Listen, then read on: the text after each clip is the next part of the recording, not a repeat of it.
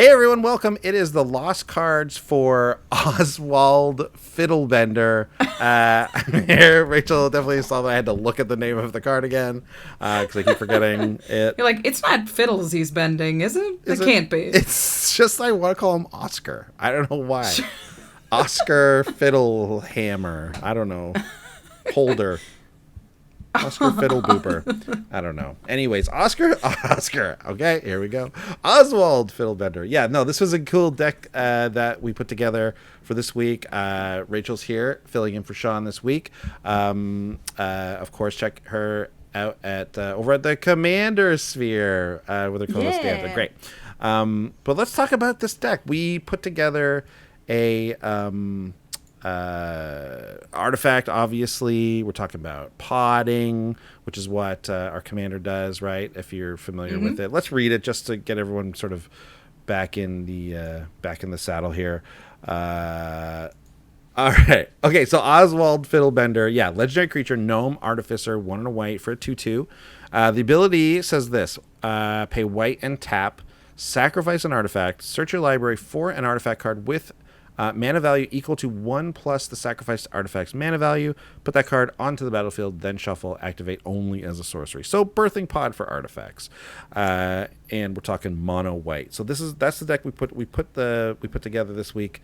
We did this thing where we kind of just like got some value along the way as we went up this like pod chain. We got some really big creatures on the high end. We got a couple ways to like jump it and like pick what cards we wanted. Not super like toolboxy because we're going to talk about that in a second, but like there's some abilities there that we can pick up if we want. But then we have this fun little like tokens making thing, and that we can get into with like Maskwood Nexus and Coat of Arms, which is pretty wild. But there's a lot of different ways to put this deck together, right? Like as we pointed out, and as everyone knows, when Rachel sends you 165 cards for a deck, you can go any way you want. There's so much stuff.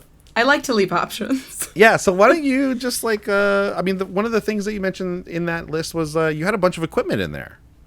Yeah, so the interesting thing about this deck is you get to decide what your pod looks like. So there's so many directions you can take it. And at first I was just looking at artifact stuff, and then I was like, I'm in mono white.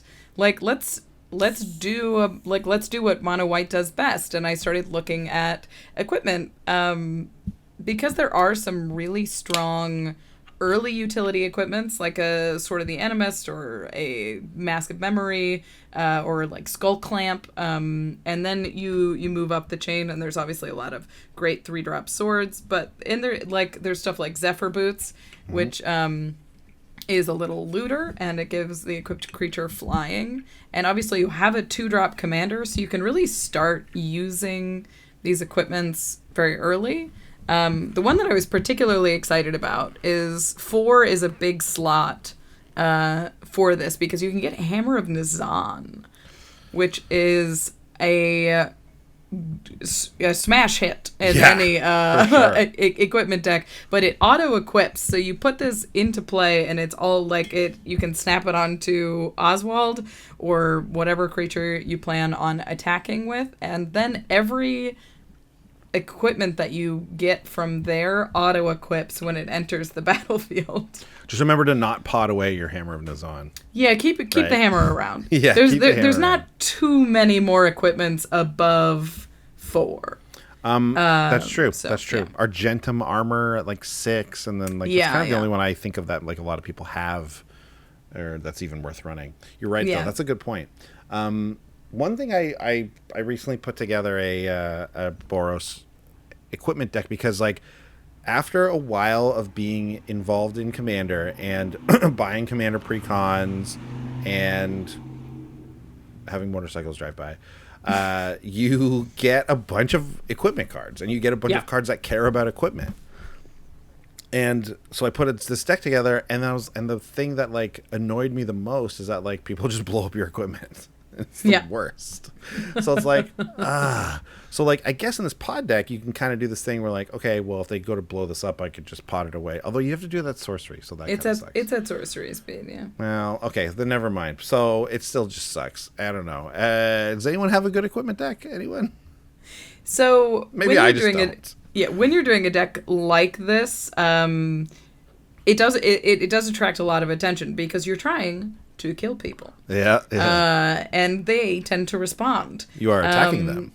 Yeah, with a big thing, and nobody likes that. Right. So if you go the equipment route, you really need to lean into a lot of the recursion pieces, which is like your mirror retrievers, or like my favorite white card that goes in every white deck I have is Savin's Reclamation.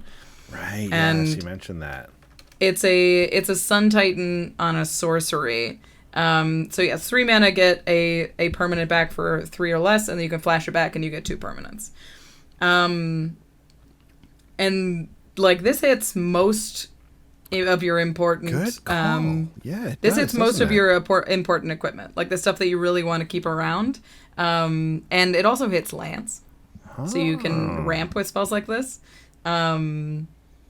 So I think really leaning into like this and having Sun Titan and having just a couple of ways to be like, I know people are going to remove my stuff because my stuff is going to like designed to get scary. So I have this sort of resilient recursion package with cards like Savin's Reclamation, and they have printed a lot of stuff like this recently. What's the boat? Cosmic Intervention will bring back your artifacts as well, I think. Sure. It was in the Foretell deck, the Commander Foretell deck. I don't know. I don't know. Yeah. I think having these recursion pieces are going to be important if you're doing the equipment deck. Cosmic Intervention, yes, 3 and a white, the instant, right? With Foretell, yeah. If permanent you control will be put in a graveyard, you get it back. You get it it blinks, right, instead? Basically? Yeah. Yeah. It gets exiled and comes back. Pops back in. Brought Back is another great one. Yeah. That is. I mean, we did mention that in the main episode, how white is really good at that. But you're right. That's equally valuable for an equipment deck, even if you're only saving one good equipment, right? Like, yeah, it's fine to do that. Let alone if someone obviously like Vandal blasts you or something. Another thing we kind of mentioned is this idea of like a toolboxy type deck, right? Which is when we get into like tutoring, that's a very popular kind of style to do. I thought of when I think of toolbox decks, I think of like the police of the table, right? Like sure, yeah.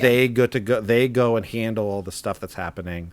You know, something gets out of control, you look to the guy with the tutors, like, hey, what can you do, Oswald? You know, right?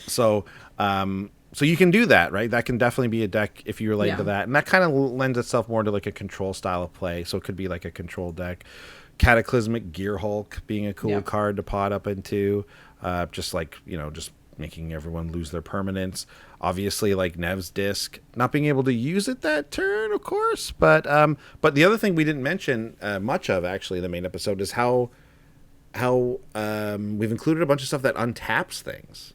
Mm-hmm. And it's easy to get stuff that untaps an artifact or creature. There's a couple things that do that. So actually if you really, really badly need to wipe the board, Nev's Disc can do that. Although it's like, it does hit artifacts too. So that can, a nice combo with like a Faith's, Faith's Reward or whatever. Being able to bring your stuff back is going to be really important. I mean, you could bring back Nev's Disc and you'd be a villain. There you go. That's a pure villain. Hold everyone hostage. Right. Spine of Ishtar was also on your massive list of 165 cards, and it's a great one though because because it's 7, it feels such a good place on the pod chain, and the fact that it goes to your hand, oftentimes I find that to be a bit of a downside in decks that want to sack artifacts because you want them in a graveyard most of the time. But in this deck, it's actually all right, cool. I get to put it back in my hand. Okay, no problem. Yeah. So I love this card. I like, especially for off-color decks that can't deal with certain things. I mean, white's good at that, so it's fine. But mono red is, this is how it gets rid of enchantments and stuff like that. Yeah. I mean, I like Spine of Ishtar because it just hits whatever it's the problem of the day, right? It's overcosted, but like a Meteor Golem will hits a problem Planeswalker when you can't attack it. It hits like, and it gets it when you need it in this deck. So there's upsides to using an overcosted. Well, like it's kind of like with Oswald, you get this for a single mana and like sacking a 6-drop or whatever that you probably potted into anyways. Yeah. So you're not paying for it in that like traditional sense, and then it goes to your hand, so you kind of draw it also. Yeah. Right, like so that's pretty cool. So yeah, it works really well. Another kind of thing that we kind of talked about, we didn't actually really build this into the deck at all, and we didn't even really like know, but I wanted to bring it up, is like obviously we're tutoring, we can find some combos, I'm sure, right? Yeah. There's gotta be, right? What's the thing that like you tap 2 artifacts and you can untap 1? Something. Yeah. It's like a mill. It's like it's got a picture of a mill on it. Yeah, exactly. It's from Innistrad. Yep. Yeah. Well, anyways, that card. That card combos really well with a bunch of other stuff. So like you can find that kind of tapping and untapping combo style of thing. Yeah. You can do what we did, which was like Coat of Arms and Maskwood Nexus. Yeah, that's a combo. That's a combo, right? Like, that's not necessarily a die on the spot, perhaps, but it's going to be pretty close. There's so many infinite mana combos that you can put onto the battlefild. Like if you want to find like two artifacts that make infinite mana, you can Google them. You can Google them. Go to EDHREC and type in the combos and try and find the artifacts. Like that's just something that's very possible to do with this deck. And this is the top result. My phone decided to check for it, and all it found was YouTube videos of Fortnite skins. I'm not kidding. Thank you. Perfect. Because we were talking about Google. That's really funny. She was like, who, me? Yeah. Oh, I'll help. Yeah. Here's all these Fortnite skins in YouTube version. Yeah. This can definitely be like a secret Tishar deck, which has a lot of combos going on in it. Yeah. Tishar might just be a good inclusion in the main deck anyways, right? I love Tishar. Yeah. Like I think if you can get it in this deck and you have enough little like utility creatures, which I think you're going to with like the Mirror Retrievers and the Junk Divers and there's a lot of creatures that ETB and just like put a land into your hand. And I think that those kind of effects are really underrated, especially when you are in white and you just need to hit your land drops. Yep, absolutely. You just have to. Yeah. So I think my favorite thing about Oswald, after looking at the deck, and it is a fun deck, and we didn't lean in too hard into this like, take the same route there every time. I think there's enough variance in the cards that we've put together that like this is a fun time, and you can kind of do whatever you want with it. But I think one of my favorite things about this guy is his ability to go get artifact ramp. Like you play that like the 1-drop modular guy and then use it to go get arcane signet. I can't remember if I included it, but whatever. Same thing for like get a Worn Power Stone at your 3-drop slot. Like just that alone is going to be able to just let you play more games. And then of course you run all the stuff that draws you the cards for when you're getting, we're playing like SRAM and all that kind of stuff. Whatever, right? So. I even just like a suite of the 1 mana ones that when it ETBs or when it goes to the yard you draw a card. Like those that just playing that and getting you into a like into a like a rock, or playing the artifact lands and potting it away to get a soul ring. It's going to really give you a lot of mana to work with in a mono white deck. So yeah, I think there's definitely a world where this could be just a big mana deck where you're like, I'm ramping into big spells, Origin like big angels and stuff. I don't know. I should have included this card. Yeah, I think I meant to. There's a ton of stuff like this. Draws your card. Yeah, totally. And it's just like, and white's really good at bringing them back and drawing a card, and Yep. like you'll move through your deck. And the thing that I really like about it, which I've mentioned a couple of times, is it feels like a deck that you really have to play. Like you can make a very linear pot deck where you go like, I get this, and then I get this, and I get this, and this untaps that, and you can certainly build that. But I like the idea of a deck that's just like you have to find the right route for the moment. So like the deck that we built is like, are you going to get a 12/12 with trample, or are you trying to do the token route with like a Masquerade Nexus combo? Yeah. Like just knowing what's the moment for what, and knowing that there's outs at different levels of your chain. It just is. I feel like it's going to be a very skill testing type of deck. Totally. One of the things I also think that's true for these types of decks is when we're talking about tutoring and being able to like choose our path kind of thing. These are really fun to like upgrade, and by not really upgrade, but like when new cards come out, just swap a bunch of new stuff in. Yeah.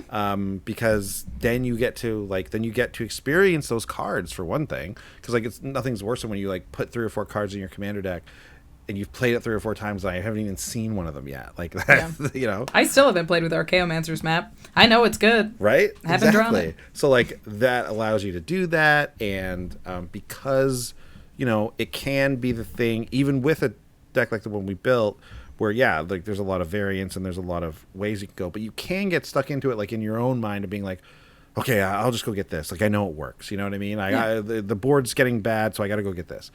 Mm-hmm. So like to kind of help yourself break out of that, you can just put in a bunch of new stuff and see how that works. I think that's a fun way to do it.